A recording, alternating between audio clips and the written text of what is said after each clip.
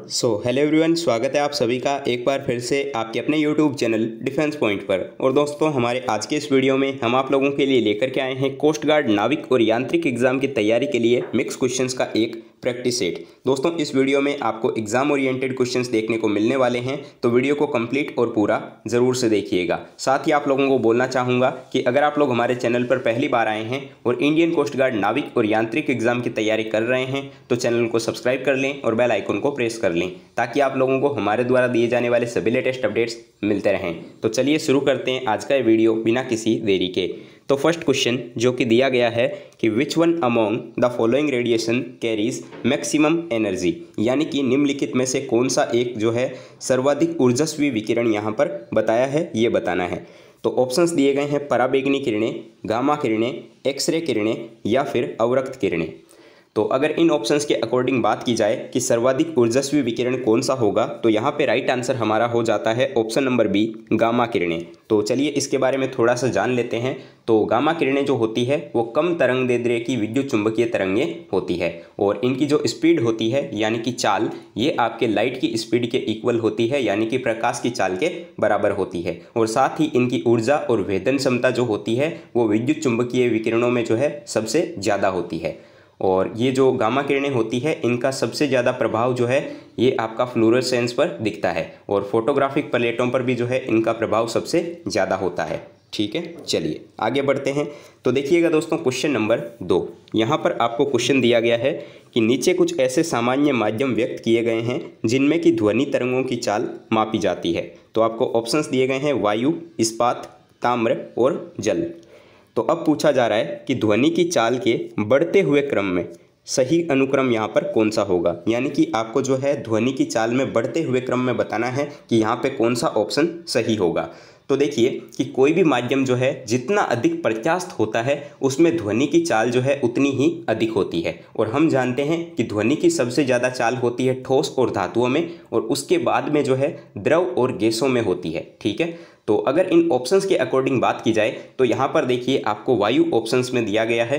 तो वायु में जो है ध्वनि की चाल होती है 346 मीटर पर सेकंड। तो सबसे पहले आएगा वायु, उसके बाद में आपका आ जाएगा यहाँ पर द्रव यानी कि जल। तो जल में कितनी होती है, तो जल में जो है 1531 मीटर पर सेकंड होती है। और उसके बाद में आपका हो जाएगा ताम्र। तो ताम्र में होती है 4600 मीटर पर सेकंड। और उसके बाद में सबसे बाद में लास्ट में आएगा आपका इस्पात। तो इस्पात में होती है ध्वनि की चाल आपके 5960 मीटर पर सेकंड। तो यहाँ पे देखिए 1 4 2 3 का क्रम चलेगा। ठीक है, 1 4 2 और 3 का।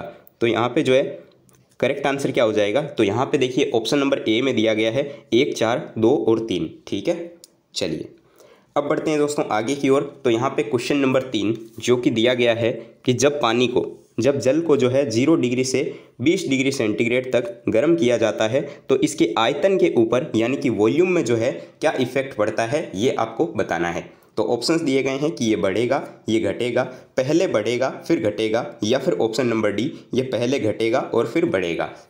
तो देखिए गर्म करने पर जो है सभी द्रवों का आयतन बढ़ता है, यानी कि किसी भी लिक्विड को अगर हम गर्म करते हैं तो उसका वॉल्यूम जो है वो आपके इंक्रीज़ होता है और उसकी डेंसिटी जो होती है वो घट जाती है, यानी कि डिक्रीज़ होती है। ठीक है, और जल को जो है यहाँ पर बोला जा रहा है, तो यहाँ पर देखिए कि जल को जो है जब हम 0 डिग्री सेंटीग्रेड से 4 डिग्री सेंटीग्रेड तक गर्म करते हैं तो उसका वॉल्यूम जो है वो घटता है। ठीक है, और 4 डिग्री सेंटीग्रेड के बाद पर गर्म करने पर जो है उसके वॉल्यूम में जो है इंक्रीज़ होना शुरू हो जाता है, यानी कि आयतन बढ़ना शुरू हो जाता है। तो यहाँ पे देखिए ऑप्शन नंबर डी में आपको दिया गया है कि पहले तो इसका आयतन घटेगा, ठीक है, और बाद में बढ़ेगा। तो यहाँ पे जो है करेक्ट आंसर हो जाएगा ऑप्शन नंबर डी, और इसको जो है हम असामान्य प्रसार भी बोलते हैं। और दोस्तों मैं साथ ही आप लोगों को बताना चाहूँगा कि अब आप लोग जो है मुझे अनअकैडमी के ऊपर भी फॉलो कर सकते हो। यहाँ पर जो है आप लोगों को फ्री ऑफ कॉस्ट मेरी सारी स्पेशल क्लासेस देखने को मिल जाएगी, जो कि आपके स्पेशली डेडिकेटेड है इंडियन कोस्ट गार्ड नाविक जीडी, डीबी और यांत्रिक एग्जाम की तैयारी के लिए। तो दोस्तों इसके लिए जो है आपको प्ले स्टोर से सिंपली अनअकैडमी का लर्नर ऐप इंस्टॉल कर लेना है और उसके बाद में जो है आपको सिंपली बेसिक से डिटेल दे करके उसमें रजिस्टर कर लेना है। दोस्तों रजिस्टर करने के बाद में आपको डिफेंस की कैटेगरी में एयरफोर्स, नेवी और कोस्ट गार्ड को सिलेक्ट कर लेना है। और उसके बाद में दोस्तों आपको वहाँ पर जो है मेरा यूज़र नेम सर्च करना है, या फिर आप लोगों को मेरी प्रोफाइल की लिंक इस वीडियो के नीचे डिस्क्रिप्शन बॉक्स में भी दी गई है, आप लोग डायरेक्टली मुझे वहाँ से भी फॉलो कर सकते हो। तो मेक श्योर कि आप मुझे वहाँ पर फॉलो ज़रूर से कर लें, जिससे कि आप लोगों को जो है मेरी सारी क्लासेस का नोटिफिकेशन और अपडेट मिलते रहें।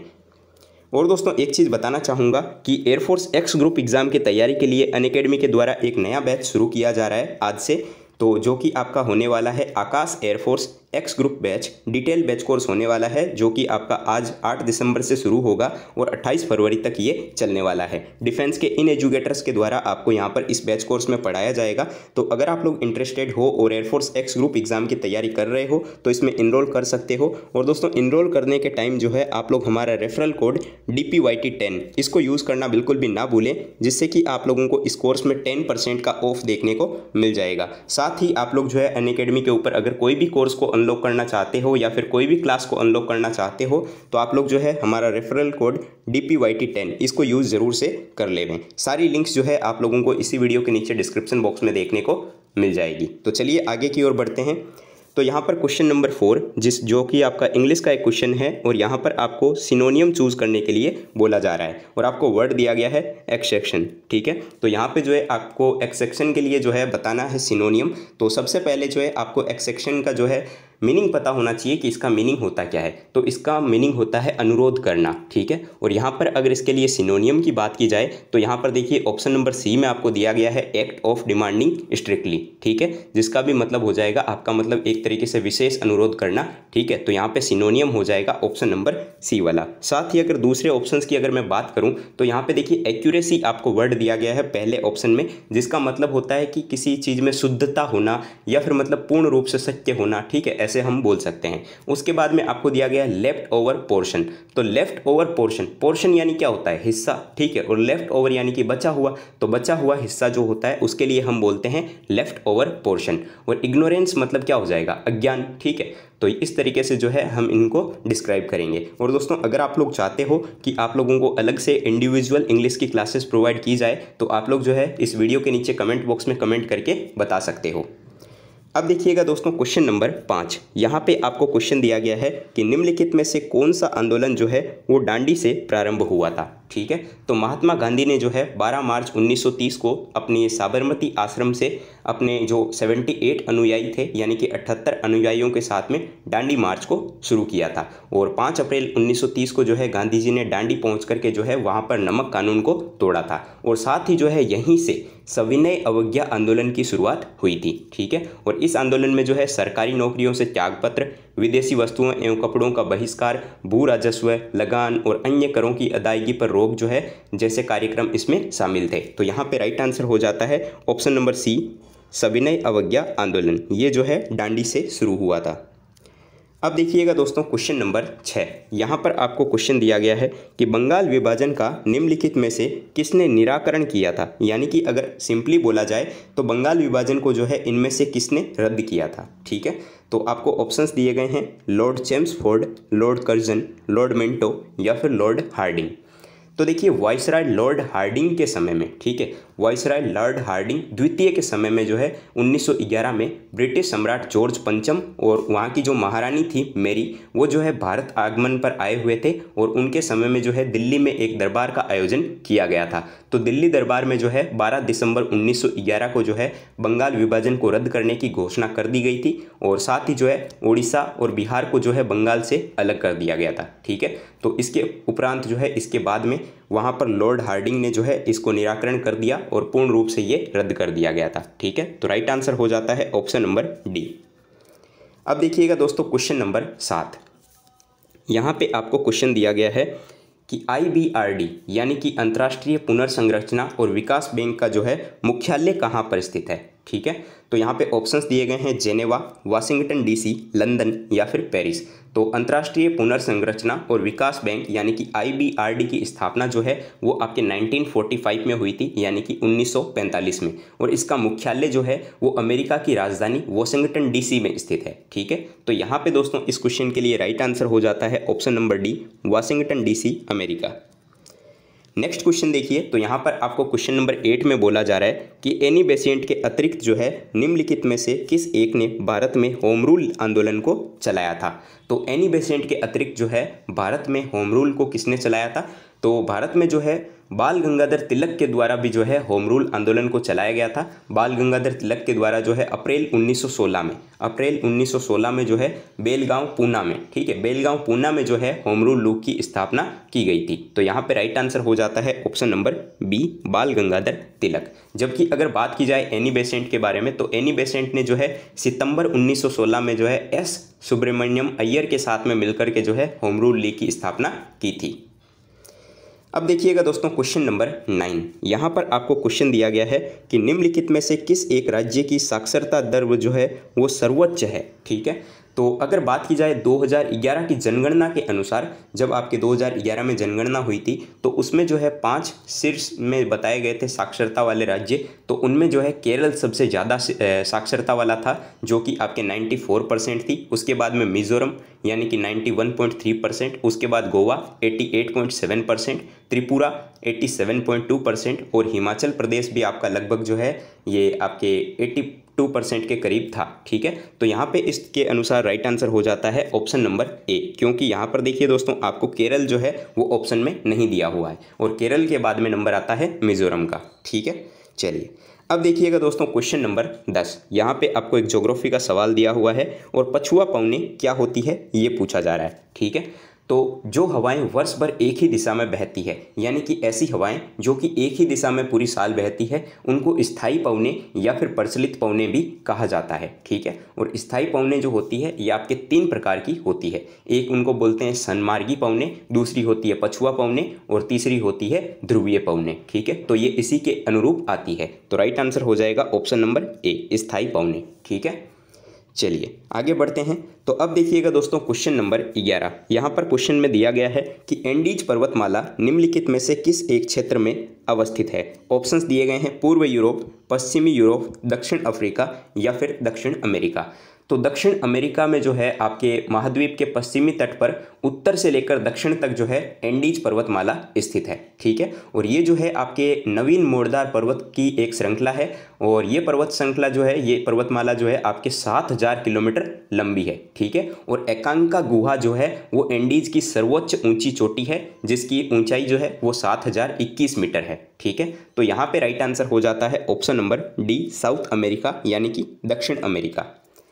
देखिएगा दोस्तों क्वेश्चन नंबर 12, और यहाँ पे ये सवाल काफ़ी स्पेशल और इम्पोर्टेंट हो जाता है, ठीक है, जो कि आपके पॉलिटी से बनता है। यहाँ पे क्वेश्चन दिया गया है कि स्वतंत्र भारत का प्रथम विदेश मंत्री कौन था। ऑप्शंस दिए गए हैं जवाहरलाल नेहरू, गुलजारी लाल नंदा, लाल बहादुर शास्त्री या फिर जॉन मथाई। तो इसके बारे में हम थोड़ा सा डिटेल में जानते हैं। तो यहाँ पे देखिए इसके अकॉर्डिंग तो राइट आंसर हो जाएगा option number A, Jawaharlal Nehru, ठीक है। तो स्वतंत्र भारत का प्रथम विदेश मंत्री और प्रधानमंत्री, साथ ही राष्ट्रमंडल और विदेशी मामले के जो आपके मंत्री थे वो कौन हो जाएंगे, तो वो यहाँ पर हो जाते हैं आपके जवाहरलाल नेहरू, ठीक है। अगर गुलजारी लाल नंदा की बात की जाए, ठीक है, तो यहाँ पर देखिए आपको बाकी जो ऑप्शंस दिए गए हैं इनके बारे में बता देता हूँ। तो शिक्षा मंत्री की अगर बात कर लें कि शिक्षा मंत्री उस टाइम कौन थे, तो शिक्षा मंत्री जो थे वो आपके मौलाना अबुल कलाम आज़ाद थे, ठीक है। और रेल और परिवहन मंत्री जो थे वो आपके थे डॉक्टर जॉन मथाई, जैसा कि आपको ऑप्शन डी में दिया गया है, ठीक है। और गृह मंत्री जो है वो आपके सरदार वल्लभ भाई पटेल थे, ठीक है। और रक्षा मंत्री जो है उस समय सरदार बलदेव सिंह थे, ठीक है। चलिए अब देखिएगा दोस्तों क्वेश्चन नंबर 13, यहाँ पर भी आपको एक सिनोनियम बताना है और वर्ड दिया गया है वियर्ड, ठीक है। वियर्ड के लिए आपको बताना है सिनोनियम। तो वियर्ड का मतलब क्या होता है, तो वियर्ड का मतलब होता है अजीब, ठीक है। जो आपके अजीब होते हैं उनके लिए हम वियर्ड का वर्ड यूज़ लेते हैं, ठीक है। और यहाँ पर आपको सिनोनियम बताना है। तो सिनोनियम देखिए आपके यहाँ पर ऑप्शंस दिए गए हैं बीस्टली, अनप्लीजेंट, फ्राइटनिंग या फिर अननेचुरल। तो वियर्ड के लिए सिनोनियम जो हो सकता है वो हो जाएगा आपका option number D, unnatural. Unnatural का लिए भी हम बोलते हैं ना, अस्वाभाविक जो होता है उनके लिए हम बोलते हैं आपके अजीब या फिर अननेचुरल, है ना। तो करेक्ट आंसर हो जाएगा ऑप्शन नंबर डी। अगर दूसरे ऑप्शंस के बारे में मैं आपको बताऊं तो बीस्टली मतलब होता है क्रूरतापूर्ण, अनप्लीजेंट मतलब हो जाएगा अप्रिय, और फ्रेटनिंग यानी कि भयावह यानी कि डरावना। ठीक है दोस्तों, सारे क्वेश्चंस जो भी मैं आपको करवा रहा हूँ एकदम एग्जाम ओरिएंटेड क्वेश्चंस हैं। आपके नाविक एग्जाम में इसी तरीके के क्वेश्चंस पूछे जाते हैं, इंग्लिश में, जीके में और साइंस में। इसके साथ ही मैं जल्दी ही जो है आपके लिए मैथ्स और रीजनिंग भी शुरू करने वाला हूं चैनल पर, तो बने रहिएगा हमारे साथ में चैनल पर और कंप्लीट वीडियोस को आप लोग देखते रहिएगा और अपना जो है रिस्पॉन्स अच्छा देते रहिएगा। ठीक है, और साथ ही इस वीडियो को देखने के बाद में आपका स्कोर कितना रहता है वीडियो के नीचे कमेंट बॉक्स में कमेंट करके बताना बिल्कुल भी मत भूलिएगा। अब देखिए दोस्तों, क्वेश्चन नंबर 14 यहाँ पर क्वेश्चन दिया गया है कि निम्नलिखित में से किसने जो है हिंद स्वराज पुस्तक को लिखा है। तो यहाँ पर ऑप्शंस दिए गए हैं, बाल गंगाधर तिलक, महात्मा गांधी, गोपाल कृष्ण गोखले या फिर एमजी रानाडे। तो महात्मा गांधी ने जो है 1909 में हिंद स्वराज नामक पुस्तक लिखी थी, और इसके साथ ही जो है इन्होंने और भी कई पुस्तकें लिखी थी। ठीक है, जिसमें कि एक थी हिंद स्वराज। तो करेक्ट आंसर हो जाता है option number B, Mahatma Gandhi. अब देखिएगा दोस्तों, क्वेश्चन नंबर 15 यहाँ पर जो है कुछ महत्वपूर्ण नारे दिए गए हैं। तो जैसा कि आपको पता है कि आपके नाविक एग्जाम में 5 मार्क्स की जीके आती है, जिसमें कि स्टैटिक जीके जो है थोड़ी ज़्यादा पूछी जाती है, तो ये वहीं से क्वेश्चंस बनते हैं। तो क्वेश्चन दिया गया है कि निम्नलिखित में से कौन सा एक नारा जो है वो सुभाष चंद्र बोस का माना जाता है। ऑप्शंस दिए गए हैं, जय जवान जय किसान, वंदे मातरम, जय हिंद या फिर इनकलाब जिंदाबाद। ठीक है, तो यहाँ पर सुभाष चंद्र बोस का नारा पूछा गया है। तो यहाँ पे ऑप्शंस देखिए थोड़े से गलत हैं, क्योंकि ऑप्शन में जो है आपको यहाँ पर नहीं दिया गया है। अच्छा हाँ, ऑप्शन नंबर सी में दिया गया है। ठीक है, तो यहाँ पर देखिएगा, सॉरी। ठीक है, तो ऑप्शन नंबर सी में आपको दिया गया है जय हिंद। ठीक है, तो जय हिंद, दिल्ली चलो और तुम मुझे खून दो मैं तुम्हें आज़ादी दूंगा, ये जो नारे हैं ये आपके सुभाष चंद्र बोस के द्वारा दिए गए हैं। तो करेक्ट आंसर हो जाता है ऑप्शन नंबर सी, जय हिंद। ठीक है, और अगर दूसरे ऑप्शंस की बात करें तो देखिए जय जवान जय किसान ये लाल बहादुर शास्त्री के द्वारा दिया गया था, वंदे मातरम जो है ये बंकिम चंद्र चटर्जी के द्वारा दिया गया था, और इनकलाब जिंदाबाद जो है ये आपके भाई हमारे शहीद भगत सिंह के द्वारा दिया गया था। तो करेक्ट आंसर हो जाता है इस क्वेश्चन के लिए सुभाष चंद्र बोस के द्वारा दिया गया नारा माना जाता है आपका जय हिंद। ठीक है, और इसके अलावा भी इनके थे दिल्ली चलो, तुम मुझे खून दो मैं तुम्हें आज़ादी दूंगा। ठीक है, चलिए तो दोस्तों आज के इस वीडियो में इतने ही क्वेश्चंस, लेकिन अब एक क्वेश्चन आप लोगों के लिए है क्वेश्चन फॉर यू में। जैसे कि हमारे हर वीडियो सीरीज़ में एक क्वेश्चन होता है आपके लिए, तो यहाँ पर आपको क्वेश्चन दिया गया है कि वो युक्ति जिसमें कि विद्युत आवेश संग्रहित किया जाता है उसको क्या बोला जाता है, यानी कि the electric charge is stored in a device is called. आपको ऑप्शंस दिए गए हैं, प्रेरक, संधारित्र, प्रतिरोधक या फिर ट्रांसफॉर्मर। तो इसमें से जो भी आपका राइट आंसर होगा दोस्तों, आप लोगों को इस वीडियो के नीचे कमेंट बॉक्स में कमेंट करके ज़रूर से बताना है। साथ ही इन 16 क्वेश्चंस में से आपका स्कोर कितना रहता है आप लोग वीडियो के नीचे कमेंट में ज़रूर से बताइएगा। तो आई होप आप लोगों को ये वीडियो पसंद आया होगा।